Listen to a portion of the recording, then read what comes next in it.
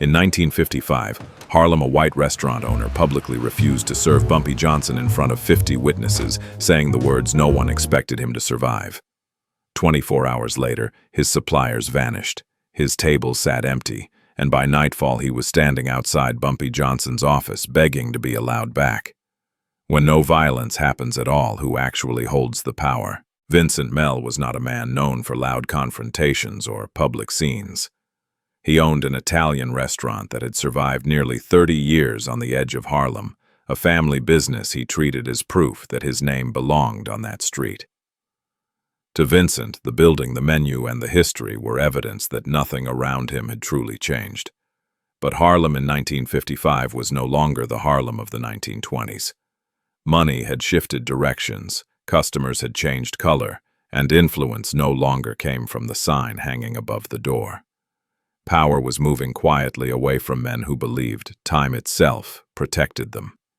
The restaurant still looked refined to anyone who walked in. Warm yellow lights, white tablecloths, thick glassware, and the steady rhythm of knives and forks repeated like an old habit. White businessmen ate there and spoke as if Harlem were only scenery behind their conversations.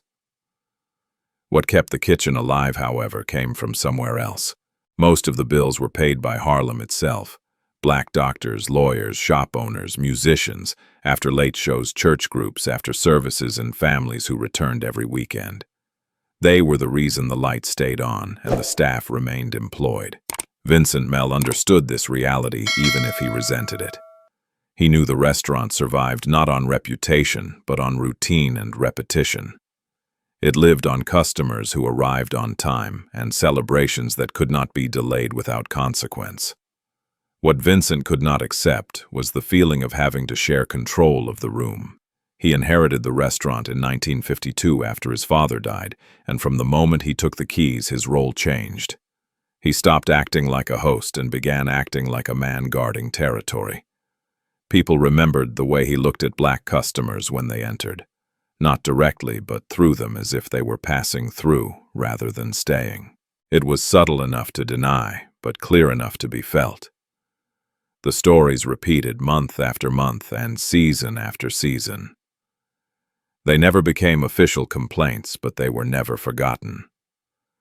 They lived in memory, passed quietly between regular staff and families who noticed the same patterns. Customers who arrived early were told the tables were not ready. Larger groups were seated near the kitchen, away from the windows. Sometimes servers apologized softly, not for a mistake, but for the system itself.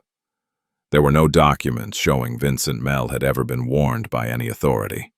No reports, no meetings, no written notices that anyone could produce.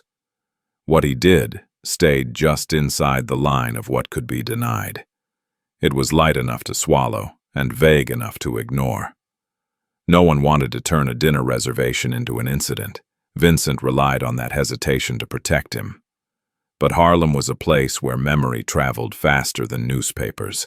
When a business made a community feel unwelcome long enough, its owner's name began to change shape. Not loudly, but permanently. Vincent carried a fear he never admitted to anyone. It was not fear of police or taxes, but fear of what was forming around him. A network he did not control and could not command. He saw Harlem as a market that owed him loyalty. Harlem saw him as a test that had not yet been decided. Who takes the money and who believes they make the rules? In the stories later told, one detail always returned. Vincent liked to say "my restaurant" as if the phrase settled every question. It was not an introduction, but a way of ending conversations. Former kitchen workers said he often asked who had been dining there lately. Doctor staff remembered how he watched certain tables longer than others. The room was divided quietly without announcements or raised voices. No one called it a criminal plan, and no crime had yet been committed. But serious consequences rarely begin with a crime. They begin with confidence in the wrong place. They begin with a man who believes owning the room means owning the rules inside it. Vincent Mell believed the walls protected him. He believed the room would always answer to his name. On the night of March 14th, 1955, Vincent had everything he thought he needed. A full dining room, silent witnesses, and a man he believed he could humiliate without consequence. He did not know Harlem had already noticed him. The restaurant would open as usual the next morning. Lights would come on, tables would be set, and business would appear normal. Nothing would look different from the outside. But even as Vincent stood behind the counter and looked across the room, something was already moving toward him. A lesson that required no violence yet would leave a business struggling to breathe. And once it began, there would be no way to stop it. Most witnesses later placed the moment at around 8:15 p.m. The restaurant was full, the dinner rush already settled into its second wave when the front door opened and Bumpy Johnson stepped inside. There was nothing dramatic about the entrance, nothing that suggested confrontation or intent. He was dressed like any other customer that night. A clean suit, polished shoes, a calm pace that did not rush or hesitate. To those who noticed him, he looked like a man arriving for dinner, not a message. The hostess recognized him immediately, according to several accounts. Her pause was brief but visible, the kind that comes from understanding the weight of a name without being told what to do. Before she could speak, eyes had already started moving across the room. Bumpy did not scan the restaurant. He did not look for reactions or faces. He stood where a customer would normally stand and waited, giving the room time to settle around him. That was when Vincent Mell appeared from the back. He did not raise his voice at first, and no one recalls shouting. What made the moment stand out was not volume but clarity. The refusal was spoken plainly and in public. It did not come with explanation, apology, or hesitation. Those nearby heard enough to understand what was being said and who it was being said to. Forks stopped midair. Conversations ended without warning. The sound of the room dropped not into silence, but into something tighter, heavier. No one stood up. No one objected. No one reached for a phone or asked for a manager, even though the manager was already there. Several witnesses later described the same detail. Bumpy Johnson did not react the way they expected. He did not argue. He did not raise his voice. He did not insult anyone in return. He looked at Vincent Mell long enough for the message to land. Not with anger, but with patience. The kind that makes a room wait. People at nearby tables looked down at their plates. Others stared without moving, unsure whether they were watching a confrontation or the end of one. No one recorded the moment, and no official note was made of what was said. What happened next lasted only seconds. Bumpy straightened his jacket, said a single sentence, and turned toward the door. Different witnesses remember the words slightly differently, but the meaning stayed the same. He did not promise retaliation. He did not issue a warning. He did not explain himself to the room. He left the way he entered, walking out without urgency. The door closed behind him, and the sound returned to the restaurant slowly, unevenly, as if people were unsure whether it was safe to resume. Vincent Mell remained where he was. According to those present, he looked satisfied, even relieved. The refusal had been said out loud, and nothing had happened in response. The staff returned to their duties. Orders were taken again. Glasses were refilled. On the surface, the evening continued, but something had shifted. Not in the layout of the room or the tone of service, but in the understanding shared by everyone who had witnessed it. No police were called that night. No report was filed. No complaint was written or submitted. There was nothing on paper to suggest anything unusual had occurred. What existed instead was memory shared and carried out of the building by dozens of people. By the end of the night, the story had already left the restaurant. It traveled through quiet conversations, short phone calls, and the kind of recognition that does not need detail to spread. What mattered was not the exact wording of the refusal. What mattered was where it happened, who heard it, and who did not respond. Bumpy Johnson had been refused publicly, and he had walked away. That was the detail people repeated because it did not fit what they expected. For Vincent Mell, the night ended without consequence. He locked up as usual, reviewed receipts, and went home believing the matter was closed. There were no signs that anything would change.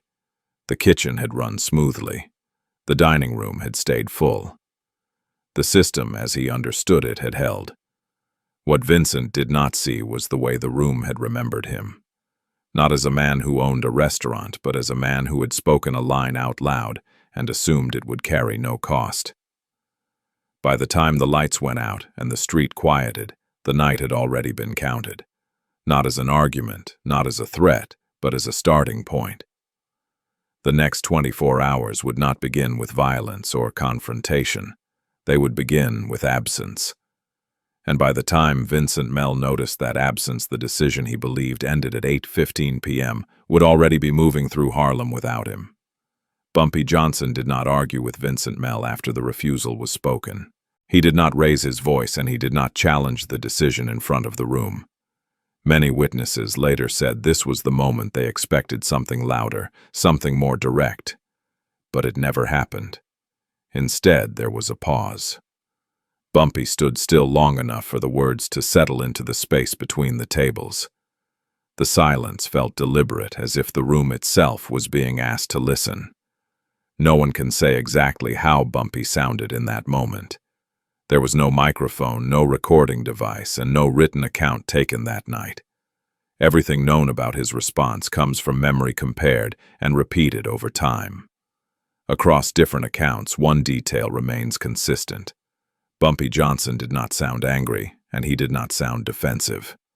Witnesses describe his voice as calm, controlled, and measured. He spoke a single, short sentence. The wording varies slightly depending on who tells the story, but the meaning does not change. It was not a threat, and it was not an explanation. The sentence did not point backward to what had just happened. It pointed forward towards something that had not yet occurred. That is why people remembered it. Some recall that he spoke quietly, forcing those nearby to lean in. Others say the words were clear enough to hear from several tables away. No one remembers him raising his voice. What mattered was not how loud the sentence was, but what followed it. People waited, expecting another line, another reaction, or an escalation. Nothing came. Bumpy adjusted his jacket and straightened himself. He did not look around the room, and he did not search for approval or confirmation. His body language suggested the exchange was already finished.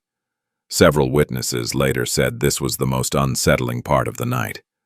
Not the refusal itself, but the way it ended without resolution. It felt incomplete, as if something had been delayed rather than dismissed. Bumpy did not look back at Vincent Mell. He did not address the diners or the staff. He turned and walked toward the door at the same pace he had entered. The door closed behind him and the room hesitated. For a brief moment, no one spoke or moved. Then conversations resumed unevenly, as if people were unsure whether it was safe to continue. Vincent Mell remained where he was standing. Those closest to him later said he appeared relieved. From his perspective, the situation had ended without consequence. The staff returned to their routines. Orders were taken again, and food continued to leave the kitchen. On the surface, the restaurant functioned as it always had. No one wrote down what had been said. No log was updated, and no report was filed before the night ended. Officially, nothing out of the ordinary had occurred. Yet the sentence Bumpy Johnson spoke did not stay inside the restaurant. It traveled with the people who had heard it. Each person carried the same idea, even if the words themselves shifted.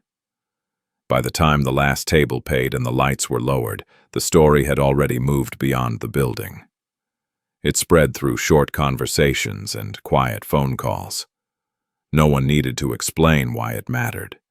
What people repeated was not the insult itself. It was the response, or more precisely, the lack of one. Bumpy had been refused publicly, answered briefly, and walked away. That sequence unsettled those who witnessed it. They had expected confrontation or fear, and they received neither. The absence of drama made the moment feel heavier. For Vincent Mell, the sentence sounded like an ending.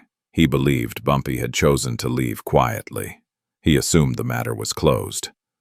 What Vincent did not consider was how the sentence sounded to everyone else. To them, it did not close the situation. It marked it. In Harlem, words often mattered less than timing. Bumpy's sentence pointed to the future, not the past. It suggested that whatever response existed had not yet arrived. No one that night could say what would come next. There was no plan announced and no signal exchanged. Only a shared understanding that the story was not finished. When Vincent locked the doors and turned off the lights, he believed the night would fade into memory. He went home expecting nothing more to happen. He did not realize the sentence would still be waiting in the morning. There is no document showing that Bumpy Johnson issued an order that night. No letter, no memo, no instruction written down anywhere. What followed did not begin with paperwork, and it did not need authorization to move. The connections that mattered already existed long before that evening. Food suppliers, laundry services, repairmen, drivers, and middlemen had worked Harlem for years. They knew who paid on time, who caused problems, and who was worth listening to. Nothing new was created after 8:15 p.m. That is what makes the next 24 hours difficult to trace. The system that moved was already in place waiting for a reason to act. No contracts were canceled, no agreements were formally broken. What happened next took place outside ink and signatures. The first shifts were quiet and easy to miss. A delivery scheduled for the morning was not confirmed. A routine service did not return a call. Small delays appeared where reliability had once been automatic.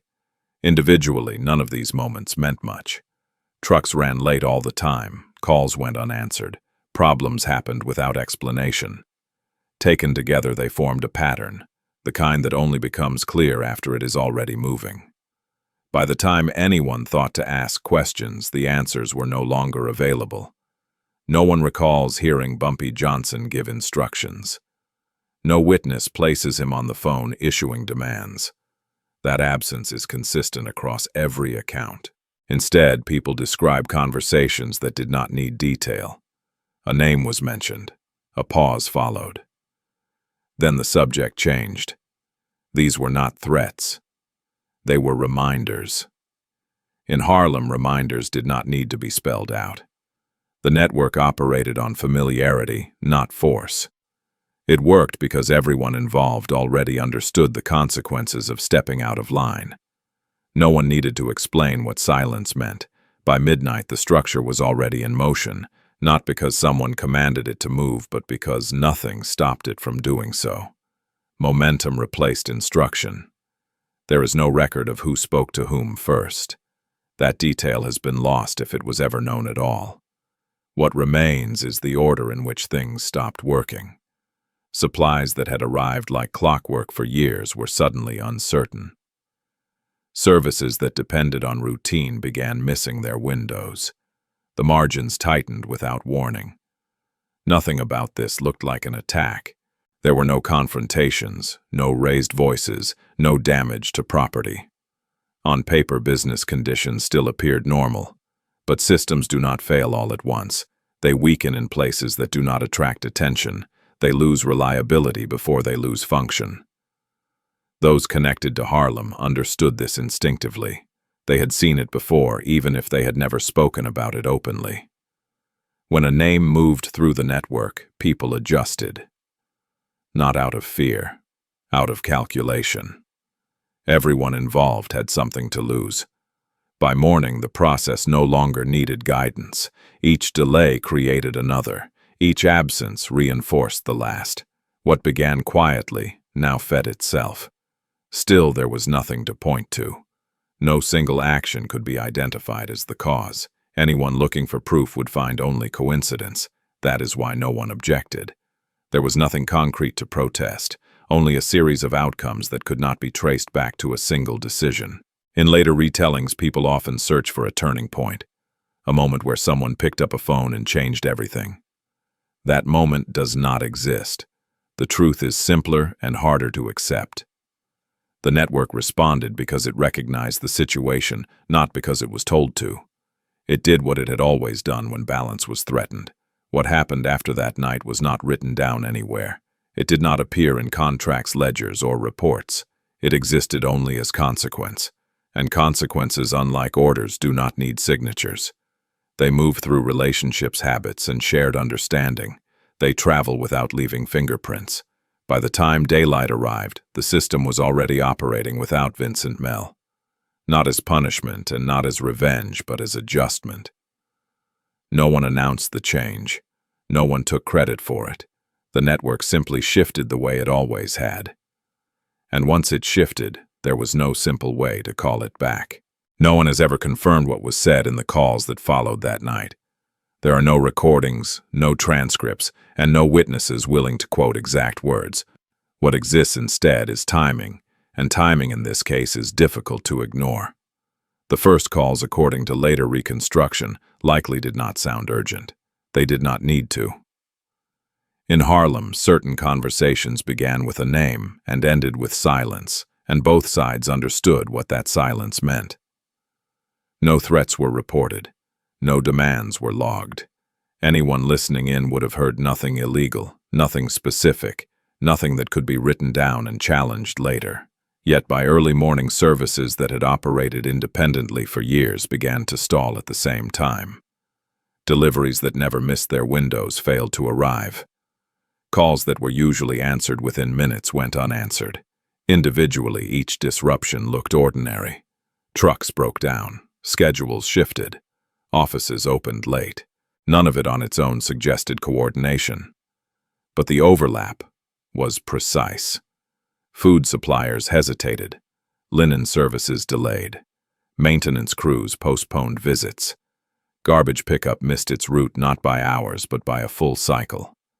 No one admitted receiving instructions. When asked later, several service operators said they simply decided to wait and see. That phrase appeared again and again, always without explanation. Waiting was safer than acting. Acting without certainty carried risk, and risk in Harlem was calculated carefully. Doing nothing for a few hours cost very little. By mid-morning, the pattern was undeniable. Multiple services that did not share contracts or management had all paused at once. The coincidence became difficult to defend. Still, there was nothing to trace back. No shared number on caller ID. No identical phrasing recalled. No witness could say who spoke first or who ended the conversation. The calls, if they can be called that, worked because they relied on relationships already in place. Years of business favors and mutual dependency had built a structure that required very little input to move. No one involved needed to hear Bumpy Johnson's voice directly. His name carried enough context on its own. The rest was filled in by experience. Some later claimed they assumed others would continue service as usual. Others said they believed a pause was temporary. Everyone agreed on one thing: stopping briefly felt safer than continuing blindly. By the time anyone considered resuming normal operations, the delay had already created consequences. One missed delivery affected another. One unanswered call triggered another cancellation. What made the situation irreversible was not the initial pause, but the chain reaction that followed. Systems dependent on timing do not recover easily once rhythm is broken. And still there was nothing illegal to point to. No threats, no extortion, no orders. Only a series of independent decisions that happened to align. Investigators years later would have found nothing to charge and nothing to subpoena. There was no center to the activity, no document to seize, no voice to identify. That absence was not accidental. It was structural. The calls left no trail because they did not need one. What mattered was the result. Services that once moved automatically now required confirmation. Confirmation required trust, and trust had quietly withdrawn. By the afternoon, the message was clear without ever being spoken aloud. The system had adjusted its priorities. One business was no longer inside the circle of certainty. No announcement was made. No explanation was offered. Those affected learned the change only by watching it unfold. The calls did not punish. They did not threaten. They simply allowed the network to express its preference. and preferences when shared widely enough can look very much like force.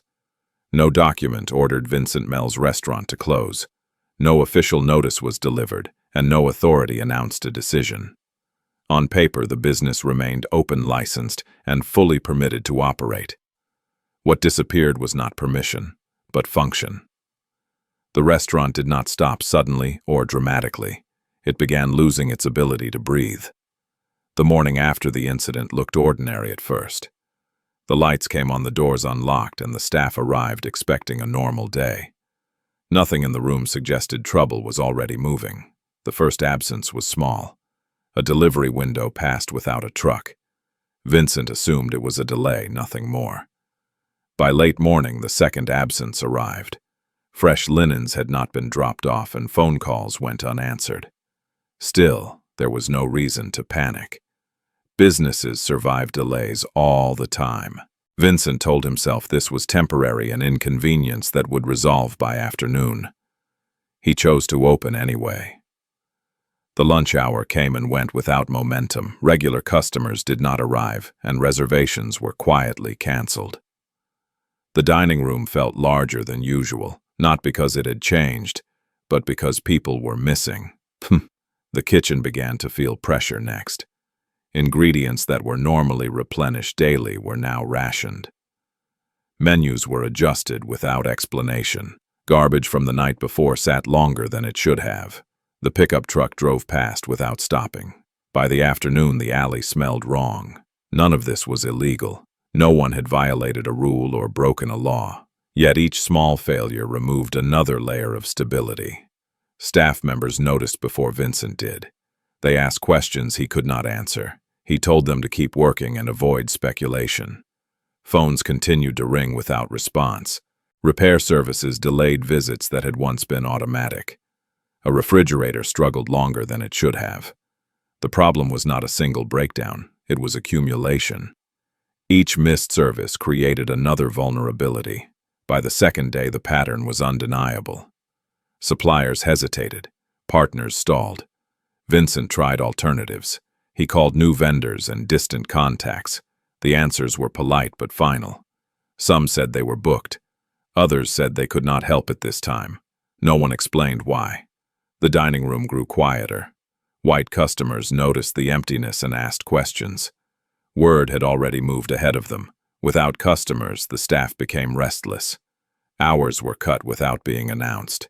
Confidence drained from the room. Still, no one told Vincent to shut the doors. No authority intervened. There was nothing to fight. That was the problem. There was no opponent, no accusation, no clear cause. Only effect. The restaurant did not fail financially in one blow. It failed operationally piece by piece. Timing collapsed before profit did. Vincent reviewed numbers late at night. The math still worked on paper. Reality no longer followed it. What had once been automatic now required effort. Effort required cooperation. Cooperation was no longer guaranteed. Employees sensed the shift before it was spoken. They began preparing for outcomes no one named. Confidence, once lost, did not return easily. The air in the room felt different. Not tense, but thin. Like something essential had been removed. No threats had been made. No violence had occurred. Nothing visible justified the collapse, yet the business was suffocating. Not from attack, but from isolation. It had been left outside the system that kept it alive. By the end of the week, Vincent understood the truth he had avoided. A business does not need to be closed to be finished. It only needs to lose the network that allows it to function, and once that network withdraws, no document can bring it back. The timing is consistent across most accounts. About 24 hours after the refusal, Vincent Mell was seen walking toward Bumpy Johnson's office. No appointment was logged, no visit announced, and no record exists to confirm the purpose of the meeting. Witnesses remember the walk, not the conversation. Vincent did not arrive with staff or family. He came alone, moving slower than usual, carrying nothing that suggested authority or ownership. There is no written account of what was said inside that office, no transcript, no memo, no police report. Everything known about the meeting comes from people who saw Vincent enter and later saw him leave. Those people agree on one thing. He did not walk in the same way he had walked out of his restaurant the night before. Vincent was not dressed to impress. His clothes were clean but unremarkable, chosen for function rather than display. According to one observer, he paused before knocking as if measuring whether the door would open at all. The door did open. That much is certain. A man inside stepped aside, and Vincent was allowed through without argument or delay. What happened beyond that point has never been confirmed. Those closest to Bumpy Johnson later refused to discuss the meeting in detail. Others said only that it lasted longer than expected. No raised voices were reported. No threats were overheard. No sudden movements drew attention from outside the room. What can be inferred comes from outcome, not dialogue. Vincent entered the office as a restaurant owner with options. He left as a man asking for them. Those who saw him exit noticed the change immediately. His posture was different, his pace slower, his attention focused inward. He did not linger, and he did not look around for acknowledgement. By the end of that day, small things began to reverse. Phone calls were returned. Services that had paused began asking questions instead of refusing outright. The system did not reset instantly, but it softened. There was no announcement explaining why. No one took responsibility for the shift. It happened the same way the pressure had begun, quietly. What Vincent agreed to inside that office has never been verified. Some later said he promised changes. Others believed he accepted conditions he could not negotiate away. No contract was signed. No witness confirmed the terms.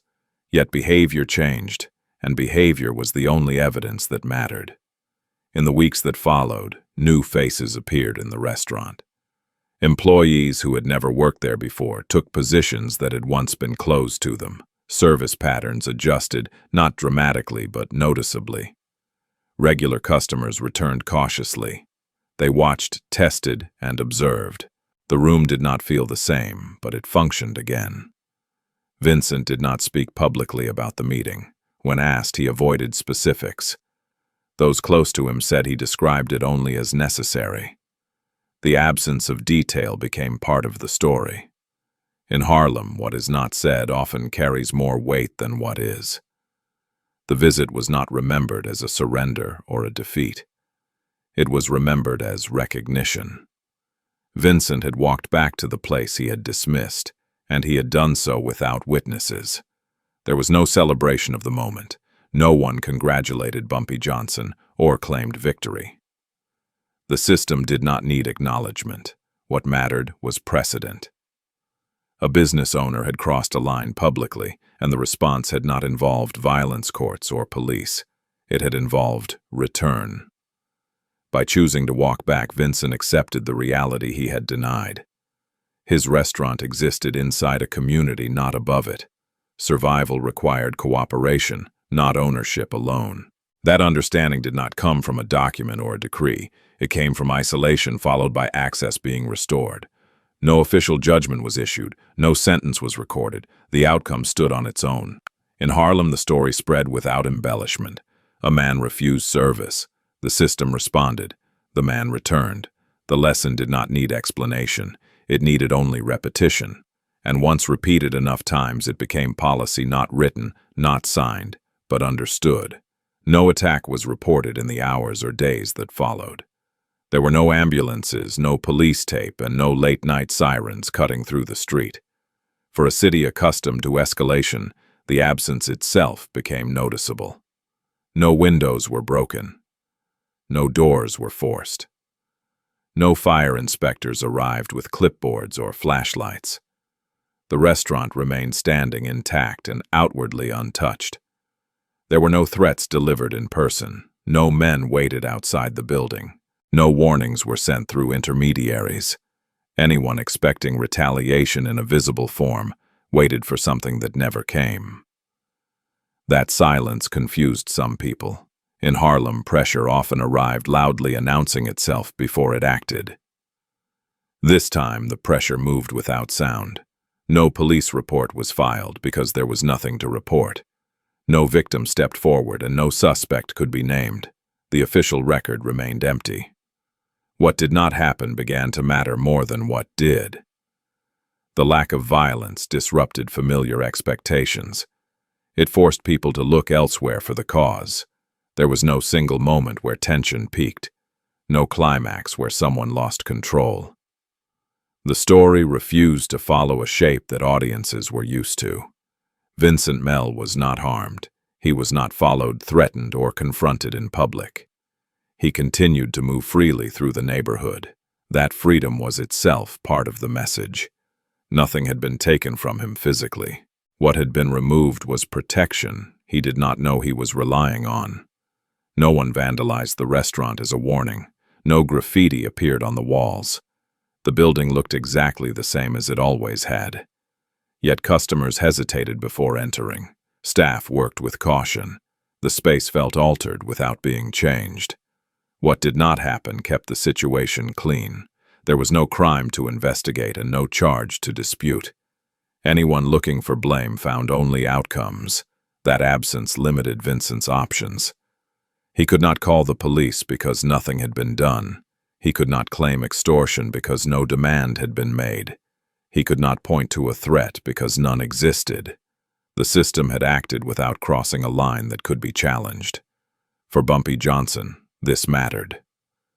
Violence would have created witnesses. Damage would have created reports. Silence created none of that. What unfolded instead was restraint, deliberate and precise. It denied the situation the drama that would have justified intervention. The lack of action also protected everyone involved. No one had to explain themselves. No one had to defend a decision publicly. Observers later described this as the most unsettling part. They had seen conflicts escalate before. They had rarely seen one resolved by subtraction. Nothing burned. Nothing bled. Nothing exploded. And because of that, nothing could be undone. In the days that followed, people spoke carefully. They described events by describing what had not occurred. The pattern held across every retelling. No one exaggerated. No one added details. The restraint extended even into memory. That restraint preserved credibility. It allowed the story to travel without distortion. It made the outcome harder to dismiss as rumor. The message did not rely on fear. It relied on clarity. Crossing a line had consequences, but those consequences did not need spectacle. By avoiding violence, the system avoided scrutiny. There was nothing for authorities to examine and nothing for outsiders to misunderstand. This was not mercy. It was efficiency. Violence would have solved nothing that isolation had not already accomplished. What did not happen ensured that what did happen could not be reversed. There was no backlash, no investigation, no public pressure to respond. The absence became final. It closed paths rather than opening them. In Harlem, this distinction mattered. Power that does not announce itself lasts longer. Pressure that leaves no mark, leaves no leverage for appeal. The story endured precisely because it lacked shock. It offered no single moment to argue with, only a before and an after. And between them a quiet space where nothing happened at all. There was no contract placed on a desk and no pen offered to sign. No lawyer was present and no witness recorded terms. Whatever was decided did not exist on paper, and that was intentional. The conditions moved the same way the pressure had moved earlier. They traveled by word of mouth, passed quietly between people who did not need instructions spelled out.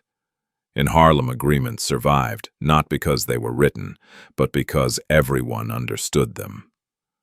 No one could later say who stated the terms first. Some believed they came from Bumpy Johnson's circle, others from the community itself. The truth is harder to isolate because the conditions sounded less like demands and more like expectations. The restaurant reopened without announcement. Deliveries resumed, services returned, and routines slowly found their rhythm again. Nothing looked different from the outside, but the room operated under new assumptions. There was no rule posted on the wall, no policy printed for customers to read. Yet behavior shifted in ways that were immediately noticeable. Tables were assigned without separation. Staff who had never been hired before now worked visible positions. The tone of service changed not dramatically but consistently. Vincent Mell did not argue with these changes. He did not explain them publicly or justify them privately. He allowed them to happen as if they had always been part of the business. Those close to him later said this was not submission, it was recognition. He had learned which rules mattered and which ones did not protect him. No one threatened enforcement, no one promised consequences.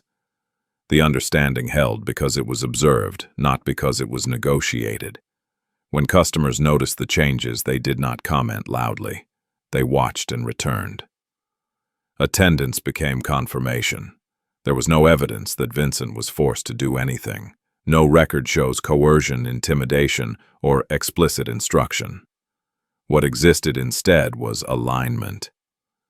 The community responded in kind. Support returned gradually, not all at once. Trust, once strained, was tested before it was restored. Vincent adjusted without ceremony. He spoke less and listened more.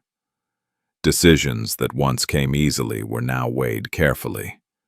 The conditions were never listed, but they were clear.